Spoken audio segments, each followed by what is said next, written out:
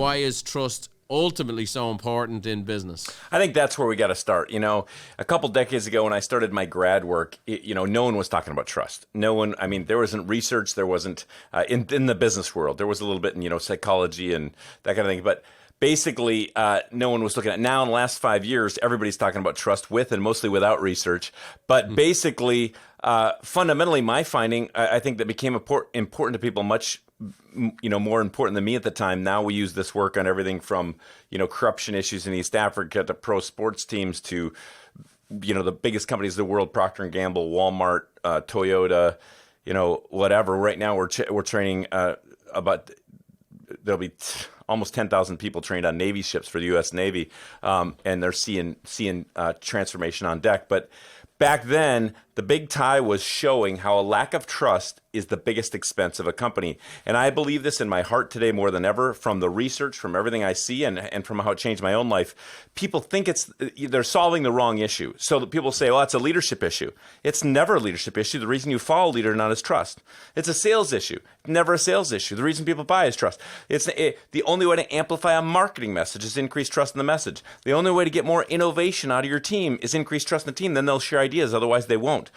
Diversity, equity, inclusion. The biggest Harvard study shows diversity on its own of almost any type puts people against each other in some way unless you increase trust, and then you can get enormous benefits out of diversity, equity, inclusion. So we have learning in a classroom only goes up. In your kid's classroom, there's only one way learning goes up, and that's increasing trust in the content, the teacher, or the psychological safety or trust of the room. So the big finding originally, the first half of the research was this show of trust is not a soft skill. A lack of trust is your biggest expense. And you have to think differently about trust. In fact, our big event this year, the Trusted Leader Summit, the theme is it's time to solve with trust, because everybody's tried everything else. It's time to do this, time to do that. If you don't solve with trust, you're not solving the real problem, and trust is always the root cause.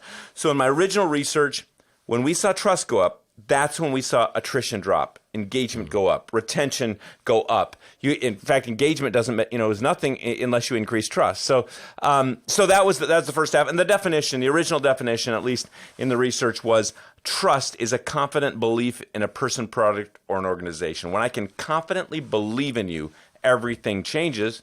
Of course, you can be trusted for good or bad. You can be trusted to be late all the time if that's what you are. Right. Yeah, I remember Lou Holtz used to say, what I'm looking for in a player is consistency. If you're bad, I want you to be consistently bad, because I just want to know what I can count on. Absolutely. I've been on stage with him many times. Funny thing, this player came up to him and said, hey, coach, I can hit it through the uprights. I can kick it through the uprights every time when you're not looking. And he's like, I plan to be at every game, right? Right. I just can't do it when you're looking. Trust is a huge deal. And it's, I think, it's interesting, right? It takes a long time to become an overnight success. But in our society today, in our culture today, you talked about diversity, equity, inclusion. You talk about race issues. You talk about the political issues. You talk about the stuff that is just so divisive that culturally. And that cultural stuff then shows up in our work. Obviously, the social media, the marketing, it shows up everywhere. And it just seems like overall, I'd say the two things we're missing in culture today is trust and respect. Yeah. And those two kind of go hand in hand, don't they? They go hand in hand. And of course, I think trust is higher than everything. I think the question everybody's asking about you and me and everyone is not, do I like you? Salespeople think, it's all about being like, nah, I got friends I like a whole lot. I wouldn't go into business with them in a million years. The question everybody's asking is, can I trust you?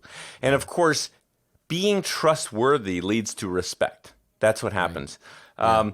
One other mention here on the open is just that whole definition thing of people getting a view of what trust really is and how complex it is, because there's experts today with mostly, like I said, without research, just saying things. Like there's a guy today who calls himself a trust expert and says, well, trust, that's transparency. Of course, we do research, a big study every year, and transparency can build trust. But transparency isn't on its own trust. Some of your kids are so transparent on social media, I don't trust them for a second, right?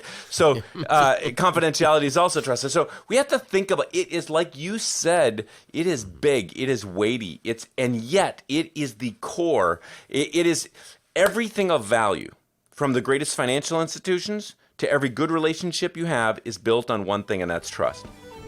Thanks for watching. If you want more tips on how to think, feel, and do better, check out these videos too.